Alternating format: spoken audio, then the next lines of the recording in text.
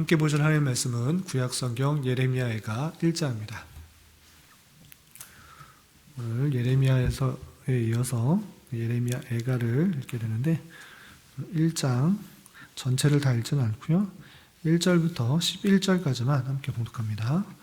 구약성경 예레미야 애가 1장 1절부터 11절까지 말씀, 구약성경 1143쪽 전후를 보시면 되겠습니다. 1절부터 11절까지 함께 봉독합니다. 슬프다 이 성이여, 전에는 사람들이 많더니 이제는 어찌 그리 적막하게 앉았는고. 전에는 열국 중에 크던 자가 이제는 과부같이 되었고, 전에는 열방 중에 공주였던 자가 이제는 강제 노동을 하는 자가 되었도다. 밤에는 슬피 우니 눈물이 뺨에 흐르며 사랑하던 자들 중에 그에게 위로하는 자가 없고 친구들도 다 배반하여 원수들이 되었도다. 유다는 환난과 많은 고난 가운데 사로잡혀 갔도다. 그가 열국 가운데 거주하면서 쉴 곳을 얻지 못하며 그를 핍박하는 모든 자들이 궁지에서 그를 뒤따라 잡았도다. 시온의 도로들이 슬퍼하며 절기를 지키려 나아가는 사람이 없음이로다. 모든 성문들이 적막하여 제사장들이 탄식하며 처녀들이 근심하며 시온도 곤고를 받았도다. 그의 대적들이 머리가 되고 그의 원수들이 형통함은 그의 죄가 많음으로 여호와께서 그를 곤고하게 하셨음이라. 어린 자녀들이 대적에게 사로잡혔도다. 딸 시온의 모든 영광이 떠나가며 그의 지도자들은 꼴을 찾지 못한 사슴들처럼 뒤쫓는 자 앞에서 힘없이 달아났도다. 예루살렘이 환난과 유리하는 고통을 당하는 날에 옛날의 모든 즐거움을 기억하였으며 그의 백성이 대적의 손에 넘어졌으나 그를 돕는 자가 없었고 대적들은 그의 멸망을 비웃는도다. 예루살렘이 크게 범죄함으로써 조소거리가 되었으니 전에 그에게 영광을 돌리던 모든 사람이 그의 벗었음을 보고 업신여기며 그는 탄식하며 물러가는도다. 그의 더러운 것이 그의 옷깃에 묻어 있으나 그의 나중을 생각하지 아니하며 그러므로 놀랍도록 낮아져도 그를 위로할 자가 없도다. 여호와여, 원수가 스스로 큰 채하오니 나의 환난을 감찰하소서. 대적이 손을 펴서 그의 모든 보물들을 빼앗았나이다.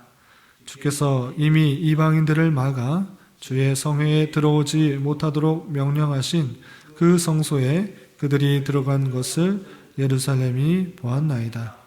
그 모든 백성이 생명을 이으려고 보물로 먹을 것들을 바꾸었더니 지금도 탄식하며 양식을 구하나이다. 나는 비천하오니 여호와여 나를 돌보시옵소서. 아멘. 감사합니다. 오늘부터는 예레미야서에 이어서 예레미야 애가를 읽게 됩니다. 예레미야 애가가 어떤 책인가 자주 대하지 않은 책이기 때문에 우리 말씀일기 책자에 나와 있는 개요 내용을 한번 살펴보고 오늘 말씀을 들어가도록 하겠습니다. 말씀일기 책자 15페이지 보시면 예레미야 애가가 어떤 책인지 잘 설명되어 있는 내용이 있는데 전체적인 내용, 전체적인 개요를 한번 살펴보고 지나가도록 하겠습니다. 15페이지 보면 예레미야 애가에서 어떤 책인지 잘 정리되어 있는데 제가 한번 쭉 읽어보겠습니다. 예레미야 애가는 한 도시의 장례식을 묘사합니다. 한 도시는 어디입니까? 예루살렘입니다. 예루살렘이 멸망하고 망하게 된 마치 장례식과 같은 그런 모습을 묘사한다 이렇게 되어 있는 것입니다. 그래서 한때는 자랑스러웠지만 지금은 바벨론 군대의 침략을 받아 폐허로 변한 예루살렘을 비통한 어조로 그리고 있다라고 되어 있습니다. 그리고 총 예레미야 애가는 5편의 장으로 되어 있는데 5편이 하나하나의 시로 되어 있습니다. 그래서 5편의 애가, 슬픈 노래, 슬픈 시 속에서는 자신의 수많은 백성이 사륙을 당하고 나머지는 노예가 되고 소수의 생존자는 비참한 절망에 빠진 것을 본 자의 깊은 감정을 토로하고 있는 것입니다. 그래서 예레미야가 예루살렘이 처참하게 멸망되어 있는 그 모습을 보면서 슬픔의 시를, 슬픔의 노래를 부르는 것이 예레미야 애가다, 이렇게 생각하시면 되겠습니다. 그리고 그 밑에 보면 기록자 되어 있는데 본문에는 예레미야라는 이름이 한 번도 등장하지 않습니다. 그렇지만 전통적으로 이 책은 예레미야의 저술로 여겨진 것입니다. 히브리 성서와 헬라어 역본에서도 예레미야의 명칭은 등장하지 않지만 몇몇 사본들이 예레미야의 저작으로 간주하여서 예레미야라는 명칭을 추가해서 예레미야 애가라고 불리게 되었다라고 설명되어 있습니다. 그리고 16페이지를 보시면 기록 연대가 되어 있는데요. 쭉 읽어보시면 아시겠지만 이 기록 연대가 언제인가라고 했을 때는 생생하고 열정적인 저자의 어조는 거룩한 도시와 성전의 파괴라는 끔찍한 사건을 금방 경험한 사람의 강한 인상을 전해준 것입니다. 그래서 예루살렘이 멸망했을 때 그 상한 마음, 끔찍한 그 일들을 경험한 마음이 잘 드러나 있기 때문에 이 책의 기록 연대는 예루살렘이 멸망한 BC 586년경 그 직후라는 것을 암시하고 있는 것입니다. 그래서 예루살렘이 멸망한 지 얼마 안 돼서 그것에 대한 아픔, 슬픔, 이것을 노래한 책이다, 이렇게 하시면 되겠습니다. 주제와 문학적 구조를 보시면 예레미야의 애가의 5장은 5장은 슬픔에 가득한 5개의 시로 구성되어 있으며 다음과 같이 이름을 붙일 수 있다라고 되었습니다. 그래서 1장은 예루살렘의 파괴에 대한 내용이 되어 있고요. 또 2장에서는 여호와의 분노, 또 3장에서는 자비를 구하는 기도, 4장에서는 예루살렘이 포위당한 것에 대한 안타까움을 붙이고 있고요. 5장에서는 마지막으로 회복을 구하는 기도로 되어 있다 되었습니다. 그런데 이 처음 4개의 시는 그 구조를 볼 때 알파벳 순서를 따라서 이렇게 기록되어 있습니다. 그러니까 1장의 첫째 행은 알파벳의 첫 글자, 또 둘째 행은 알파벳의 두 번째 글자, 이런 방식으로 알파벳 순서를 따르는 그런 시로 되어 있다 라고 이해하시면 되겠습니다. 그런데 한글로 번역되어 있기 때문에 전혀 그런 것들이 드러나지 않지만 이 시가 알파벳 순서를 따르는 그런 시로 이렇게 되어 있는 문학적 특징이 있다. 히브리어 원어를 보면 그런 특징이 있는 시다, 이렇게 보시면 되겠습니다. 그리고 좀 밑에서 보시면 1장부터 4장까지는 고통과 권해가 가득 담긴 애가이고 5장은 앞의 장처럼 격렬하지는 않지만 깊이 상심한 자의 두근거림이 표현되어 있는 그런 특징이 있다 그랬습니다. 그래서 시 전반을 통해 사람들은 예레미야의 전형적인 신학적 통찰력을 깨닫게 되고 날카로운 대조와 생생한 비교가 자주 반복되며 이유적인 언어가 넘친다 그랬습니다. 날카로운 대조, 이전과 현재의 모습, 이전에는 번성하였던 모습, 그렇지만 현재는 처참하게 폐허가 된 그 모습들을 계속적으로 대조하면서 그 안타까움을 표현하고 있다, 이렇게 이해하시면 되겠습니다.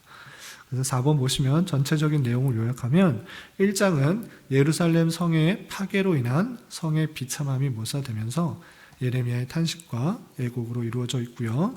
2장은 초반절에서도 예루살렘이 비참한 모습으로 기술되었고 후반절에서 저자는 예루살렘 성의 멸망을 거짓 선지자의 잘못된 예언으로 기속시키면서 탄식을 하고 있습니다. 3장에서는 애통해하며 백성들을 향한 회개를 촉구하고 있고요. 그리고 4장에서는 다시금 예루살렘의 비참한 현실에 대한 탄식과 선지자의 제사장들의 죄악을 기술하고 마지막으로 위로와 하나님께 대한 소망을 묘사하고 있습니다. 그리고 5장에서는 유다 백성의 처지를 하나님께 신원하고 하나님의 구원과 회복을 간구함으로 이 예레미야 애가가 마쳐진다, 이렇게 생각하시면 되겠습니다. 그래서 총 5장에 되어 있는 그런 시편인데 슬픔의 탄식의 시, 탄식의 노래인데 그 마음을 통해서 우리가 무엇을 깨달아야 되는지 또 5일 동안 좀 살펴보는 시간을 갖도록 하겠습니다. 다시 본문으로 돌아와서 예레미야 애가 1장을 보도록 하겠습니다. 예레미야가 1장에서 보면 예루살렘이 멸망한 직후에 예레미야 선지자가 그것에 대한 탄식, 아픔, 애통하는 그런 장면들이 잘 드러나고 있는데 몇 구절을 좀 살펴보겠습니다. 1절에서 보면 아까 좀 살펴본 것과 같이 전과 이제, 예전과 현재의 모습들을 극명하게 대조시키면서 현재의 그 처참한 모습을 안타까워하는 모습이 잘 드러나 있습니다. 1절 보면 슬프다 이 성이여, 슬프다 이 예루살렘 성이여, 전에는 사람들이 많더니 이제는 어찌 그리 적막하였는고. 전에는 사람이 많아서 많은 사람들로 북적였던 이 성, 그렇지만 이제는 어떻습니까? 예루살렘이 멸망하였기 때문에 적막하게 번해버렸다. 사람이 없어서 썰렁하게 버리는 적막해진 그 모습들이 있다라고 표현되고 있고요. 또 전에는 열국 중에 크던 자가 이제는 과부같이 되었다. 열국 중에서도 크고 또 많은 나라들로부터 위험 있게 여겼던 그 나라였는데 이제는 과부같이 정말 쓸쓸하고 도움이 필요한 불쌍한 처지가 되었다, 이렇게 표현하고 있습니다. 또 전에는 열방 중에 공주였던 자가 이제는 강제 노동을 하는 자가 되었다. 열방 중에서 존귀하게 여겼던 그런 모습들이었는데 이제는 강제 노동을 하는 자, 포로와 같이, 종과 같이, 노예와 같이 그런 일들을 하는 아무 쓸데없이 여기는 그런 종과 같은 그런 처지가 되었다라고 탄식하고 있는 것입니다. 그래서 예레미야 선지자는 어떠했는가? 2절 전반절에 보면 밤에는 슬피 우니 눈물이 뺨에 흐름이여 라고 되어 있습니다. 밤에 그런 모습들을 생각할 때 예레미야 선지자는 눈물이 그치지 않는 것입니다. 그런 모습을 생각하면서 울고 있는 그 모습을 살펴볼 수 있습니다. 예레미야 선지자의 별칭이 눈물의 선지자라고 할 정도로 그 하나님의 택하신 백성들이 멸망당하는 것을 보고 운다, 울었다, 눈물이 흐른다라는 표현이 많이 등장하기 때문에 눈물의 선지자다, 이렇게 표현되고 있는 것입니다. 그렇게 그 현재의 처참한 모습을 보면서 슬퍼하며 안타까워하며 애통하는 그런 모습들을 볼 수 있습니다. 또 이뿐만 아니라 3절에는 그 현재의 처참한 모습을 이렇게 기울이고 있습니다. 3절 보면 유다는 환난과 많은 고난 가운데 사로잡혀 갔도다. 그가 열국 가운데 거주하면서 쉴 곳을 얻지 못하며 그를 핍박하는 모든 자들이 궁지에서 그를 뒤따라 잡았도다 라고 하면서 유다가 이제 멸망당하여서 모든 곳으로 흩어져 있는 열국 가운데 사로잡혀 가버린 그 모습들을 이렇게 표현하고 있는 것입니다. 그리고 4절에서 보면 시온의 도로들이 슬퍼하며 절기를 지키려 나아가는 사람이 없으므로다. 절기를 지키기 위해서 예루살렘 성에 모였던 그 수많은 사람들이 이제 다 흩어져 버리고 포로로 끌려갔기 때문에 이제 오는 사람이 없다라고 하면서 탄식하고 있는 것입니다. 모든 성물들이 적막하여 제사장들이 탄식하며 처녀들이 근심하며 시온도 곤고를 받았도다 라고 하면서 계속적으로 예루살렘에 멸망한 그 모습들, 폐허가 되어버린 그 모습들을 보면서 안타까운 모습들이 계속적으로 1장 마지막, 5장까지 계속 이어지는 것을 볼 수 있습니다. 그렇다면 이 예루살렘이 패망한 원인이 무엇인가? 멸망하게 된 이유가 무엇인가? 예전에는 번성하였는데 지금은 이렇게 폐허가 된 모습이 무엇인가? 그 모습들이 오늘 1장에서도 여러 군데 등장하는 것을 볼 수 있습니다. 그 내용이 5절에서는 이렇게 표현됐습니다. 5절 보면 그의 대적들이 머리가 되고 그의 원수들의 형통함은 그의 죄가 많음으로 여호와께서 그를 곤고하게 하셨음이라 되어 있습니다. 예루살렘의 죄, 택한 백성들의 죄가 많음으로 하나님 회개하지 않고 또 하나님께 계속 불순종한 모습들, 그런 모습들이 많았기 때문에 하나님께서 그를 곤고하게 하셨다, 이렇게 표현되고 있는 것입니다. 또 8절에서도 이런 표현이 있습니다. 예루살렘이 크게 범죄함으로 조속거리가 되었다. 예루살렘의 죄 때문에 이렇게 폐허가 되고 멸망이 되고 포로로 끌려가고 처참한 상황 가운데 사람들이 모두 비웃게 되는 그런 일이 발생한 것이다.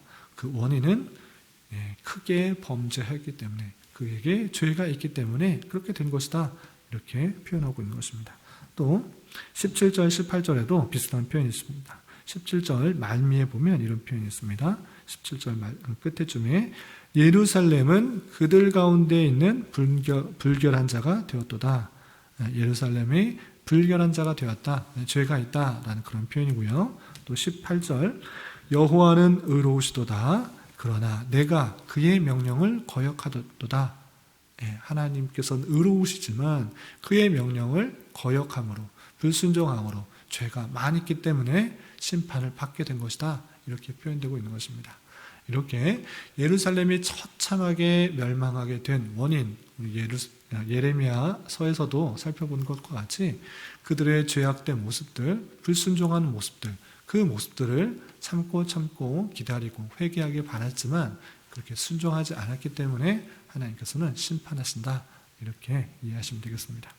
이런 말씀을 통해서 우리는 무엇을 깨달아야 될 수 있습니까?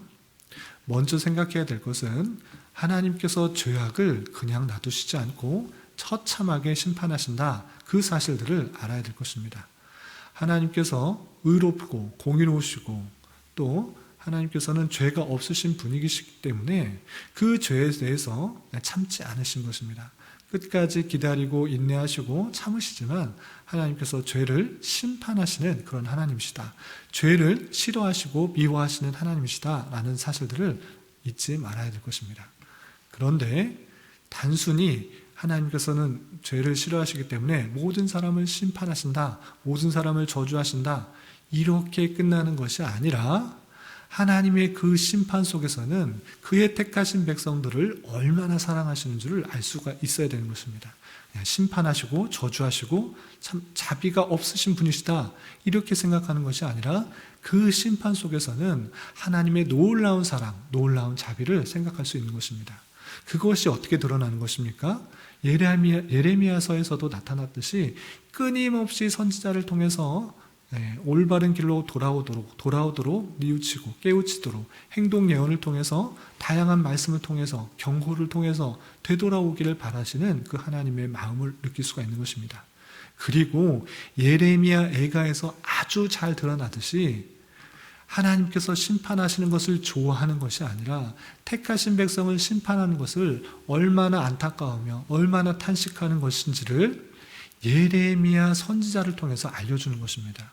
하나님께서 심판하시고 즐거워하시고 기뻐하시는 것이 아니라 택하신 백성들을 심판할 수밖에 없는 그 모습들, 처참하게 멸망당한 그 모습을 보면서 즐거워하며 기뻐하시는 것이 전혀 아니라 탄식하며 안타까워하며 눈물을 흘리는 것이 하나님이다라는 것들을 보여주기 위해서 예레미야서 애가를 통해서 보여주는 것입니다. 슬퍼하며 탄식하는 것, 하나님께서 그 백성들을 심판할 수밖에 없는 그 모습들, 그 모습을 참으로 안타까워하는 모습이 하나님의 마음이라는 것들을 알려주기 위해서 예레미야 선지자를 통해서 애가를 쓰도록 기록하도록 해주신 것입니다.